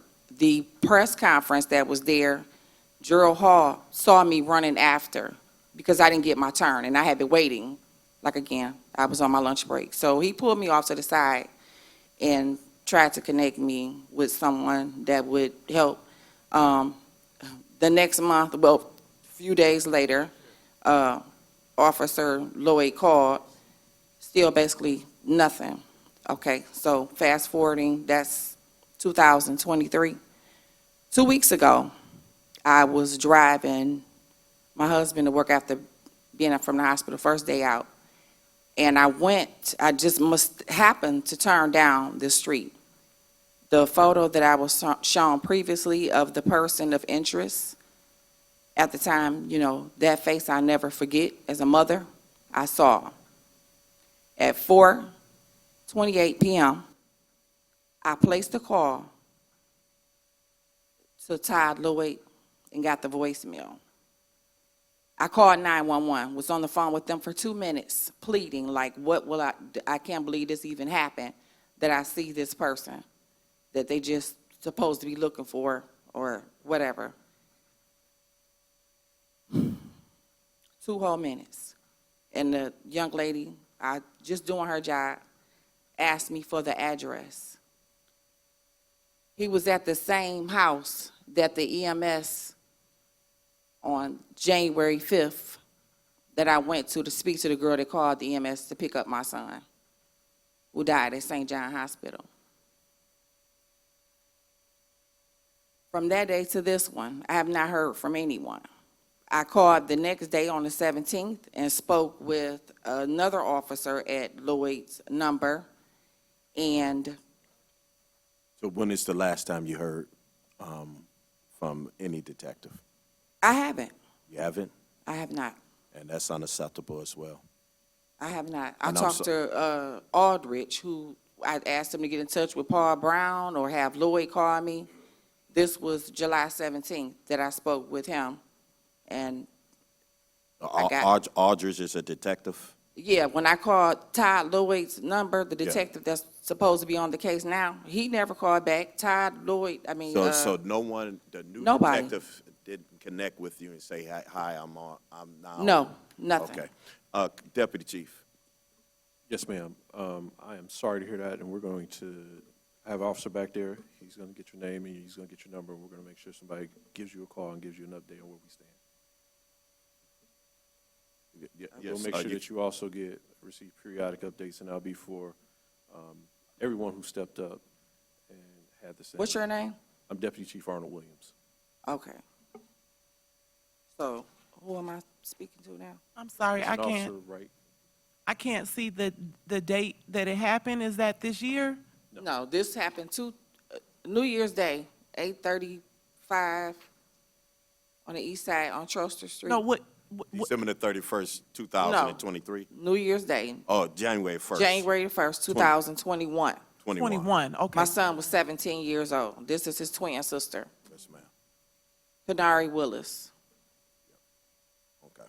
All right. Deputy Chief, that has to be fixed in terms of making sure that those who have been victimized, if their case is not resolved, they should get peer. A courtesy call. I know that there has been a move to be able to help fix that system, but here we see it's still broken. If you have not received any updates, you should get periodic updates No, from a detective. But even 2 weeks ago, when I called and I spoke with another officer who answered the detective that's supposed to be on the case now, Aldrich, he didn't call me back. I ain't heard from Paul Brown since I guess he got promoted to whatever he is now. And nothing, not even a follow-up. I tell you, I seen the person of interest. 3 years later, my son been gone 3 years. They would be having their 21st birthday this year. Yes, ma'am. And- They're gonna get that information. You're gonna hear from homicide, and you're gonna follow up, and you can get my number. Okay. And whatever we can do to make sure that you are getting updates, that we're gonna do that. Even if I call them, they could answer. You know what I'm saying? Yes, yes. The guy is still out here. We have no closure, no nothing. It's just Yes. like once Paul Brown. You don't was- deserve that. You don't deserve that, and I'm No. sorry that that's happening. And it's gonna get fixed. You promise? I promise you that. Okay. And through the chair, if I may. Yes. The officer back there, he's going to get your information. He'll get your number.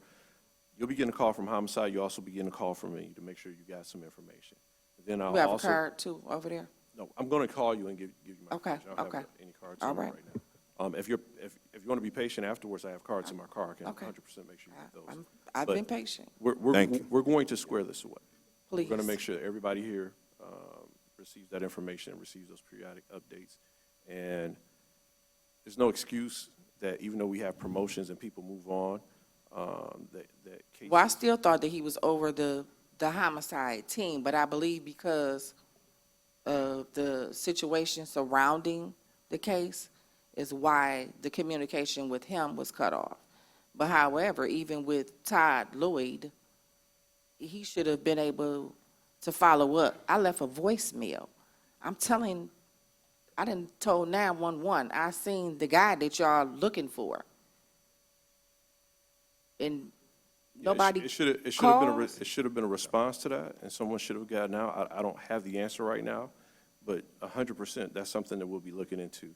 Yes, And like I said, last year with Malik Shabazz, so that's around the time that it was, what was that, May, June, at WC3 downtown. Yeah. Okay. On my lunch break, I didn't get to have my 2 minutes like now, so I appreciate y'all listening. Well, we extended that for you, and we Yes, wanted to you be have. sensitive, and I I appreciate it. apologize to the community. But I don't Right. apologize. You know, this woman has a very serious issue, and we will work with you. We will work with you, you know, to make sure that there is communication. And so you could go talk to the officer now and just wait here, and you have his information as well as my information. Any other commissioner who want to give you the information, we're here to support you. Thank you, I appreciate it. Commissioner, Yeah, and then we'll through the move chair. on to the next. For all those who are here who have been victimized and such as yourself have not received the information, if you can wait afterwards so that we can yes, get, definitely. exchange information. Yes. And I personally will walk into homicide to make sure that I speak to whomever it is that's over your case to Right. forward so I can know myself that Yeah. I spoke with someone. And my deepest condolences to you and anyone in the room who has been affected. Right, and by- just so happened, this is my sister-in-law. She lost her son in December, and then Yeah. so. So sorry. I'm very sorry. All right, so talk bless to, you talk both. to the officer. We have to move the meeting along, but we're here. We ain't going nowhere. All right? Thank you. You're welcome, man. God bless you, and we're praying for you. Mr. Thank you. Chair, I your next appreciate it. speaker will be Mr. James Ford, followed by Ms. Lenora Ann Jordan. Mr. Ford?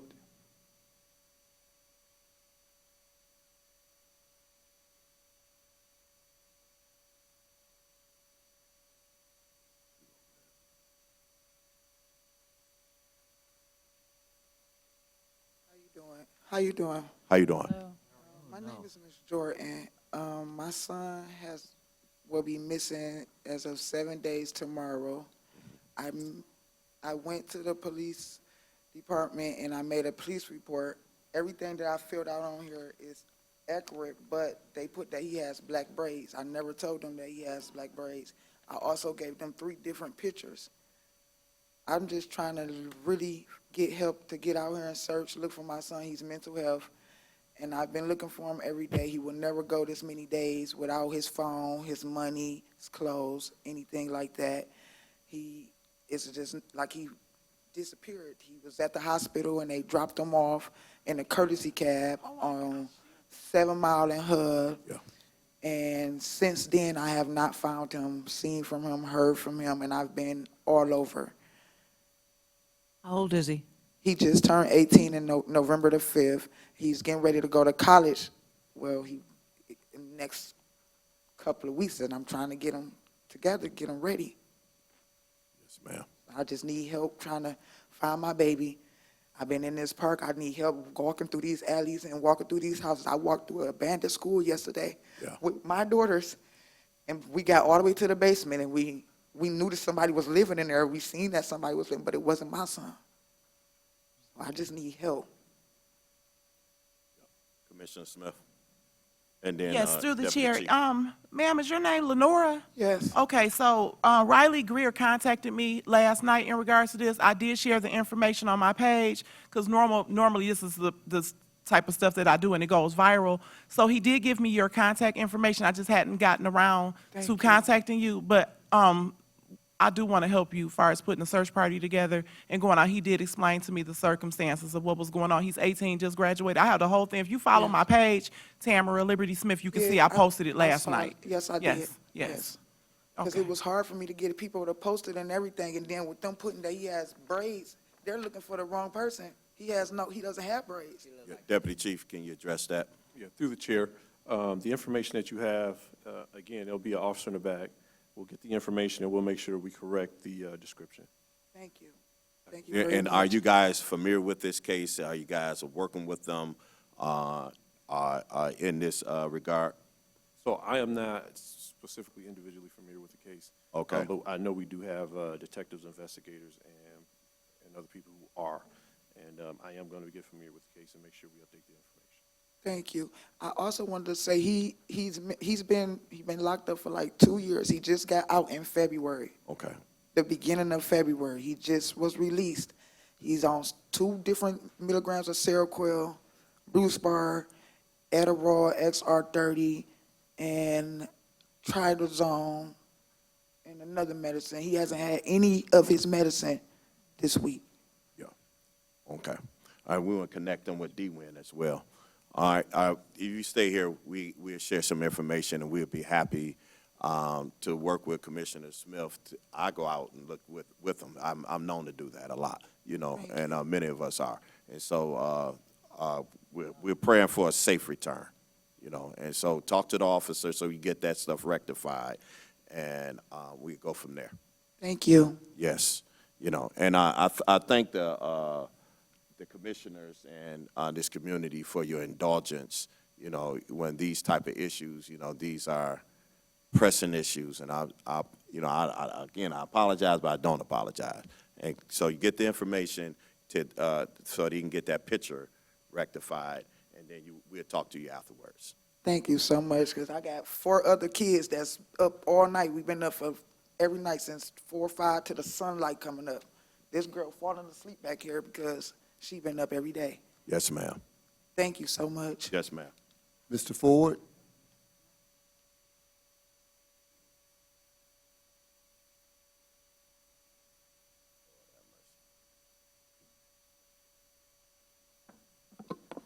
You know, Detroit has a red light running and drag racing problem. You know it, and it's big time. My name is James Ford. I would like for you to Google Detroit red lights. Just Google Detroit red lights. The tickets to get on the bus to go to Lansing are $35, and you can call me.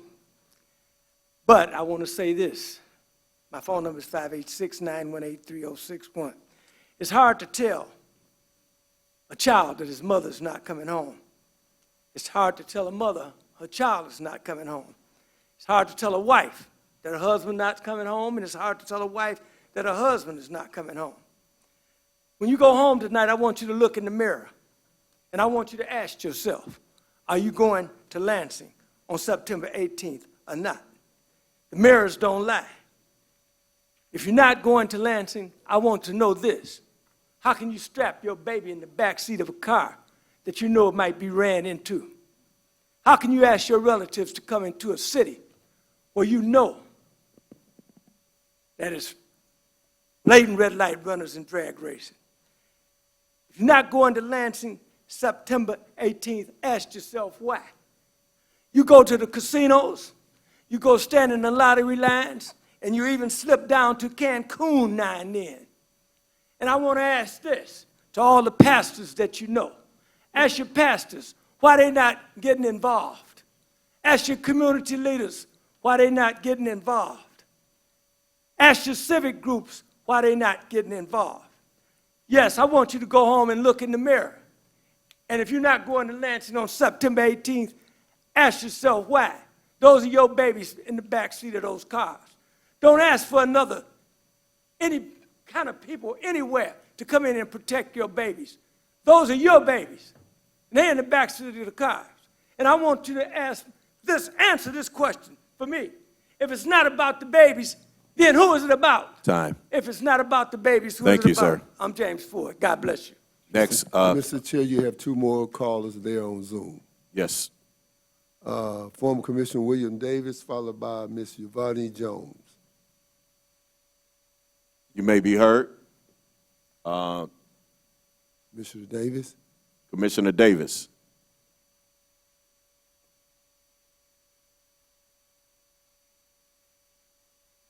Are you there, Commissioner Davis?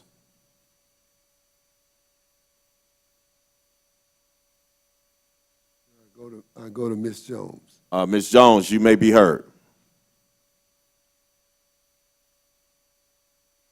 Ms. Jones, are you there?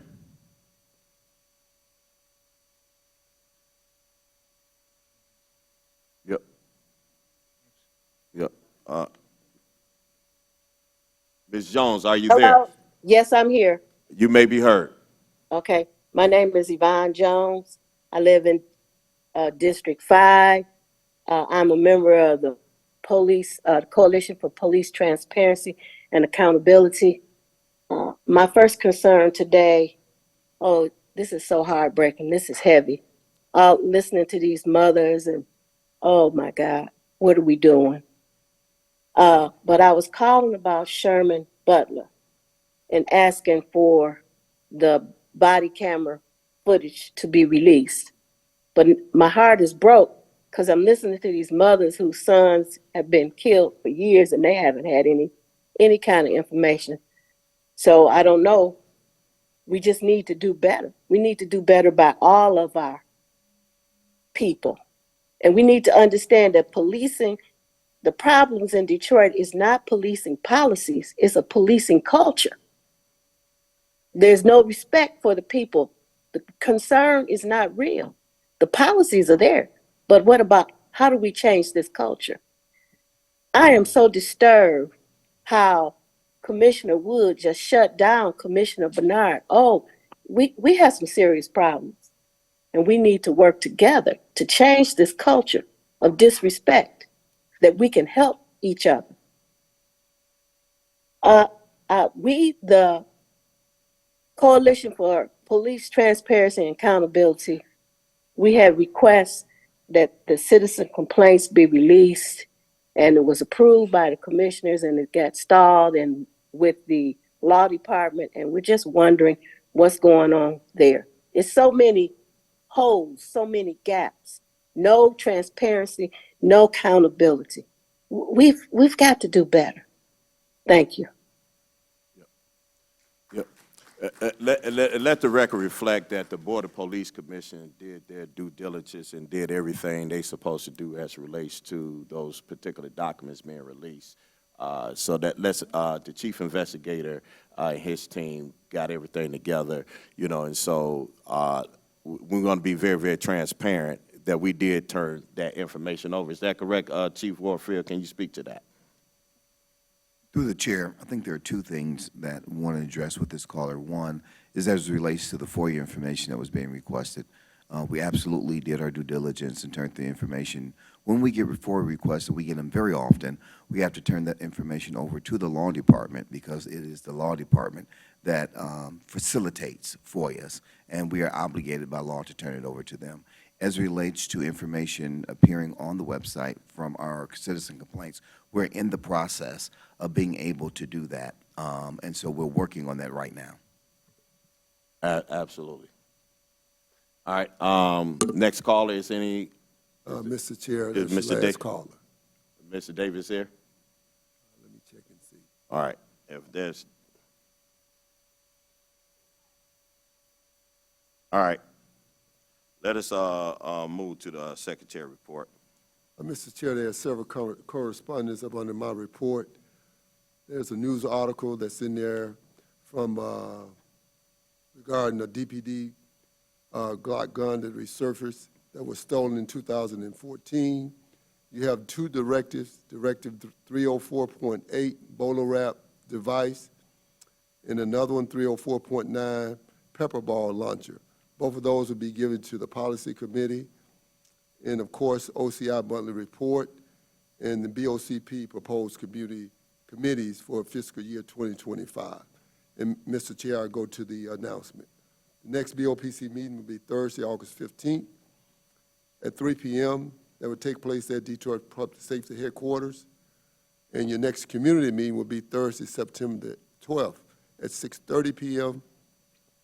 with the 4th Precinct hosting at Kimini Recreation Center. That address is 2260 South 4th Street, 4217. And the monthly community meeting scheduled for August would be the policy committee meeting. We'll meet Tuesday, August 20, 24 at 5 p.m. And Mr. Chair, you can view those on Zoom, and also you can come to Detroit Public Safety Headquarters. Those are the announcements. Yes. And any new business? There being no new business. Motion to adjourn.